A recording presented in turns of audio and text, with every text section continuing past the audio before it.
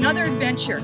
And on this adventure, we're going to learn all about the bees in Pollock Park and the beehives. And we're so lucky that we have a partnership with the Richmond Food Security and Ian Lai, the director of Richmond Food Security. And there's a lot of things that we do together.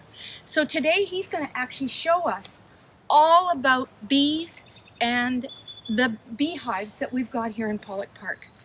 Have a good time. The queen that is in this hive is a very calm queen, which means her whole hive and all the worker bees are very calm. Unless she gets a little bit agitated or the bees get punchy, I will not use the smoke. So that is why I have it ready, just in case. It's more for your protection than for mine. So usually when we do a hive inspection, we come in from the back of the hive. So the bees are flying in from the front.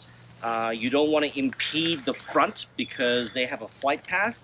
And if you're in their flight path, they will be disturbed and they will tend to get a little bit agitated.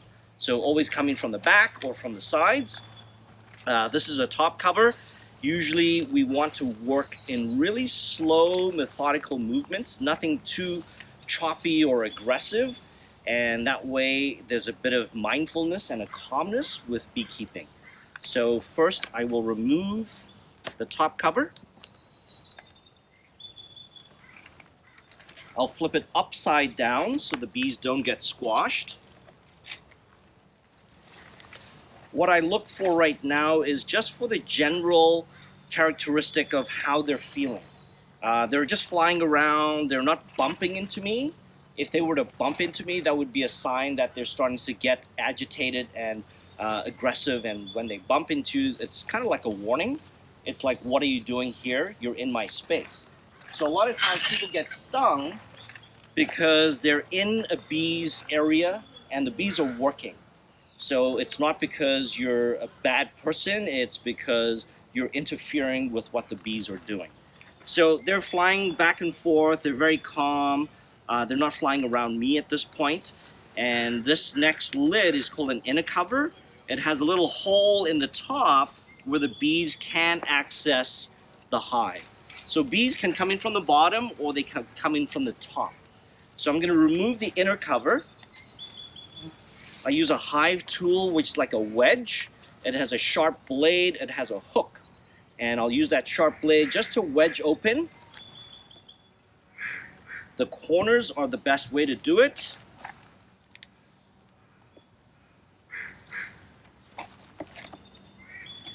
And then instead of lifting up, you want to twist it. And right here, there's actually a bumblebee that's visiting the hive as well. So I'll flip this over as well. And the bees are all just working away. The next piece of equipment I have here is a queen excluder. Basically, a queen excluder prevents the queen from coming upstairs into the next hive box. So what this queen excluder does is it prevents her from laying eggs if I had another box on top of this. If there were a box on top of it, like the second hive that we're visiting, that box is called a super, and that super is where the bees store all the excess honey. So again, I'm flipping things over just in case the queen is stuck here. I want to make sure that I protect the queen at all times. So this yellow box and this lighter color box are what we call the brood chamber. Anything below the queen excluder is a brood chamber. Anything above the queen excluder is a super. So I know that from my records, this box doesn't have a lot of brood in it. It's a newer box. So I'm going to remove it and I'm going to inspect the bottom box first. You'll notice the size difference. This box I'm removing is called a medium. And the one in the bottom, the yellow one, is called a deep. Beekeepers have a choice of using deeps or mediums based on how much weight things are going to be. When a super is full, it's about 100 pounds in a deep. So when you're lifting, it's very, very difficult sometimes in the heat. So this medium, I'm just going to remove it. I'm going to put it on top of this. And now this is the main brood chamber. I'm hoping that she will move up the brood boxes.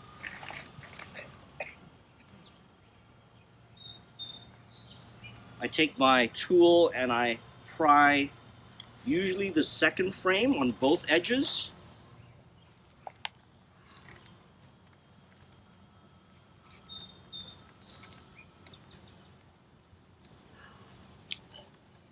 And you always want to remove the frames up and down so that you don't crush anything. So this brood frame is further from the center. So this area here is capped brood. That means there's an egg in there that's developed into a larva, and it has been closed, so then the larva develops into a pupa and then eventually into a full adult bee.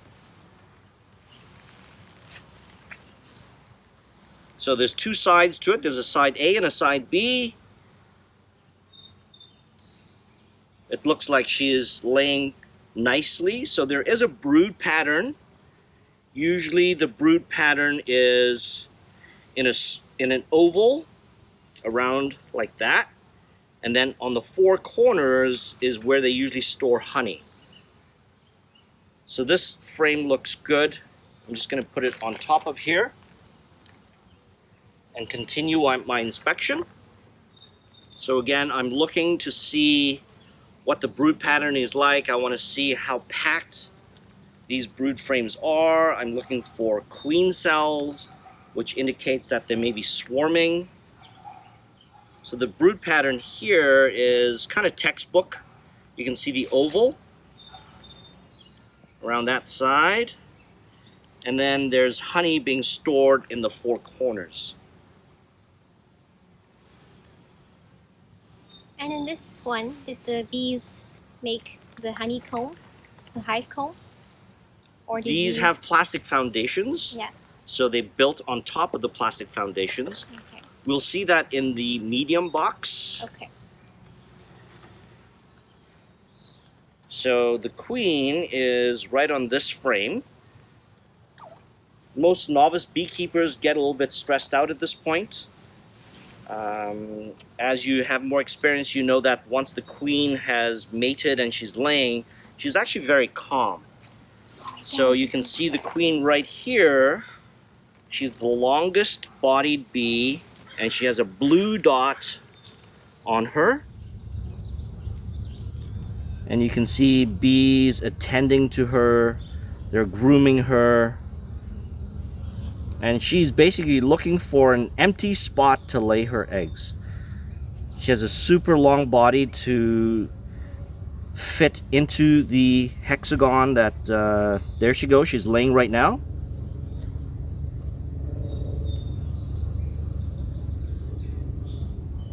Takes a few seconds.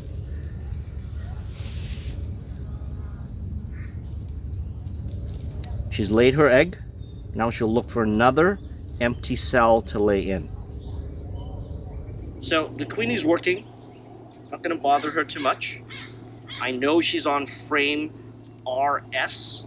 So all my frames have letters and numbers, because when I'm working with other people, I can reference which frame to move, to manipulate, to be careful on. So I know she's on frame RS, and that way as I move frames back into position, I don't crush her. So here we go. So this is a plastic foundation on which they build wax on, and right here in the center is a queen cell. So This longer thing over here is where the queen has laid an egg, and the worker bees have extended that cell to be elongated to fit a virgin queen as she develops. So on this frame, I have one queen cell. There's a small one here, and there's a small one here. On the flip side, there are some queen cells that are pretty small.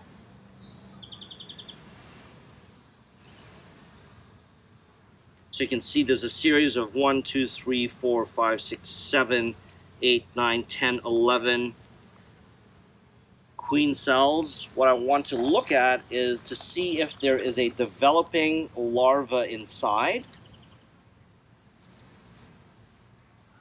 So there's a developing larva on this one. And they're both clustered on here. I'm going to shake them off into the hive just so I can see a little bit better. Super long queen cell here.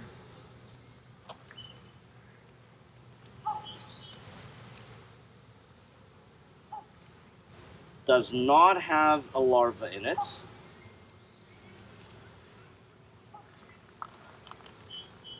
So at this stage, I'm not too concerned because there's obviously enough room for the queen to lay eggs.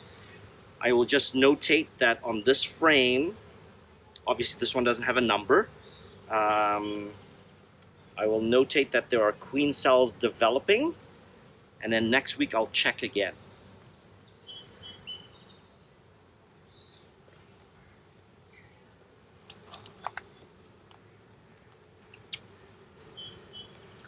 So after shaking the bees back into the hive, the buzz has changed. They're a little bit more active now.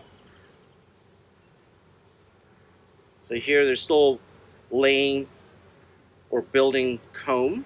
So this is an empty frame. Again, we've got some queen cells here. There's no larva developing in it, so not too concerned.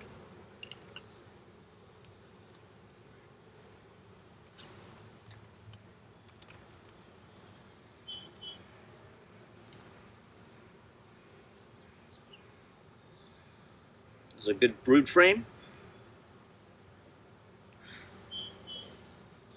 Okay, lots of developing larvae, capped brood.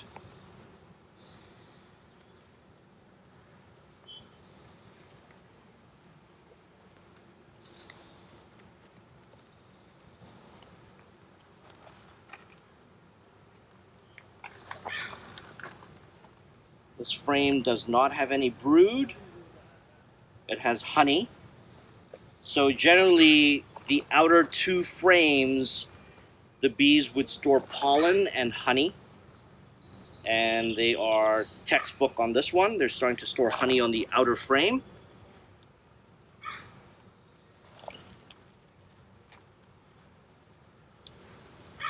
And then the last frame, again, textbook, is full of pollen. So they store the pollen on the outside. It's used as food. Pollen is the protein. And when you think about it in winter, these two frames will insulate the inner 6 frames. So I'll return that into that first position. I'll move all these frames back slowly. I know which frame the queenie's on.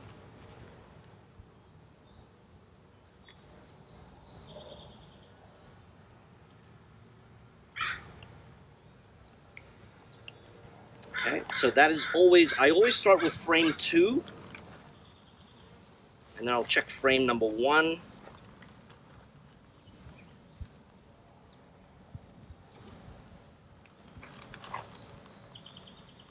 Okay, so tons of honey on this one. This frame is actually left over from last year. And you can see the difference in the color of the wax cappings. The older the wax, the older the frame. So on this side, all this capped honey is darker. And on this side, the newer year, they haven't capped anything yet. And you can actually see the honey that's in there, and it's kind of glistening.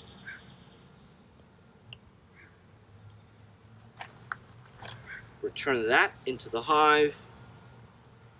Replace my original frame.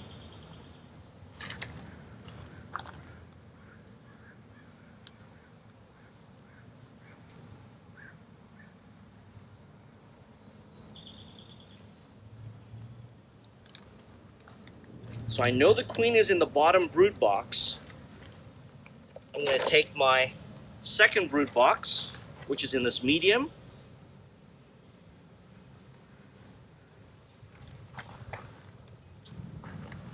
Replace that, and I'm going to check this medium brood box. Again, frame 2 comes out first. Look at what's happening. Tons of honey.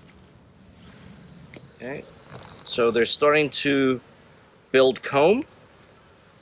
So this is what I call a plastic foundation. It has the stamp of the hexagon, and the bees use that almost like a guide, and they build on top of that foundation.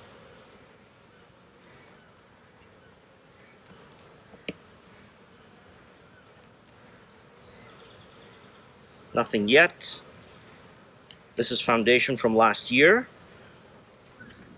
So I don't see any eggs being laid in the second brood chamber.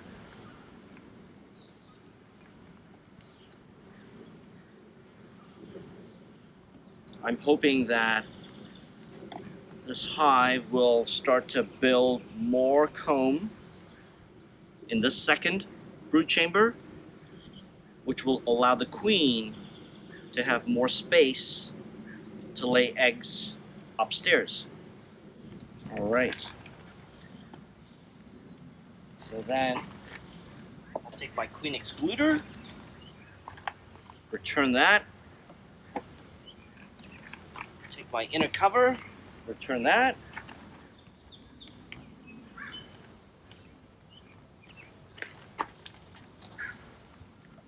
take my top cover, replace it, and that is a hive inspection.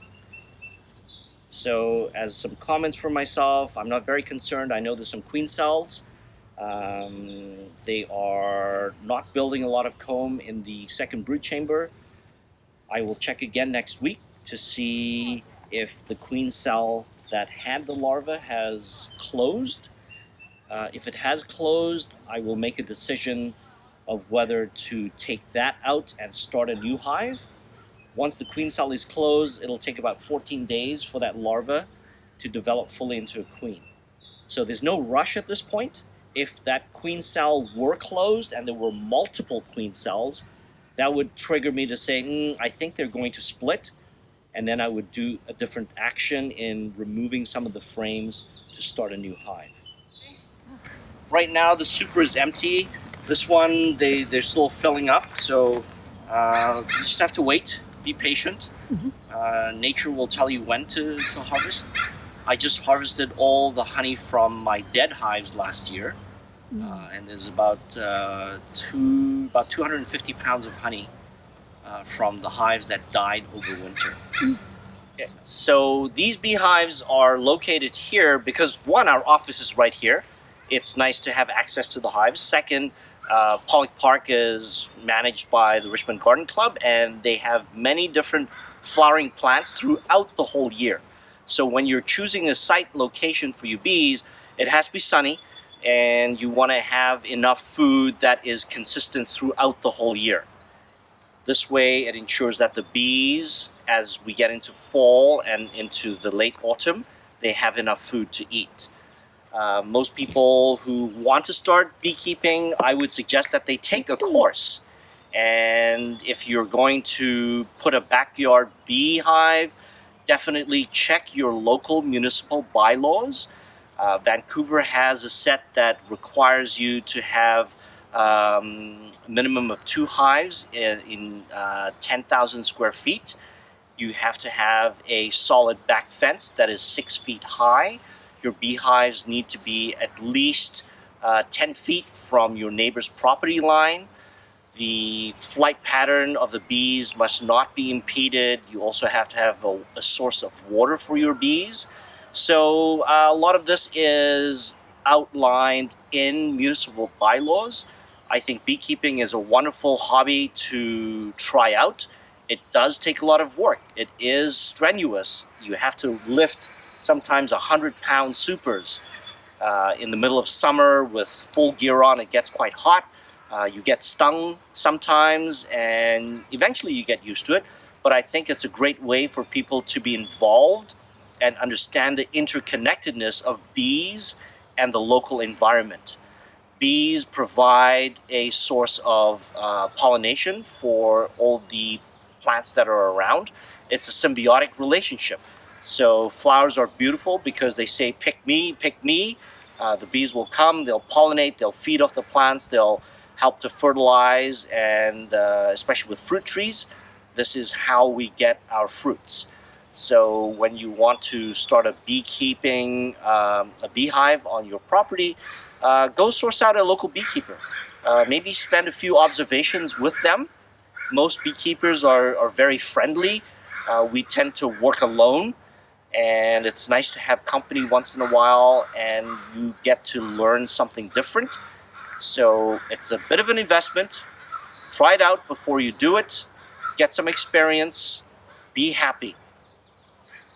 Well, that was absolutely fabulous. The video with Ian Lai, the director of Richmond Food Security, talking about the bees and talking about why Pollock Park has been chosen for the hives. And the reason is because of all our flowers in the park. But our next video is going to be all about food. And what people should understand is that pollinators are responsible for 1/3 of the food that we eat. So if we didn't have bees, we wouldn't have wonderful vegetables and fruits that come up. In Pollock Park, we do have some vegetables, and our next video is going to be about gardening and having vegetables, edible food, edible plants in amongst your flowers, which is awesome because you got your pollinators. Well, in Pollock Park there is rhubarb, and rhubarb is very important to pick it properly. If you don't pick it properly, you'll kill the plant. If you pick it properly, you will get several feeds out of this one plant. Somebody's come in, a few people have come in, and they've actually broken off the plant, and they've broken it right here. They've broken it, and that'll kill the plant. So you don't ever snap off a rhubarb, or you're going to kill this plant. What you do is you take the rhubarb, and what you want to do is you just want to gently pull. And that's how you get rhubarb out of the garden. But if you snap it off like this, so somebody's actually damaging this plant many times, and it won't come back. So that's a very important thing, and we're going to learn all about this in our next video.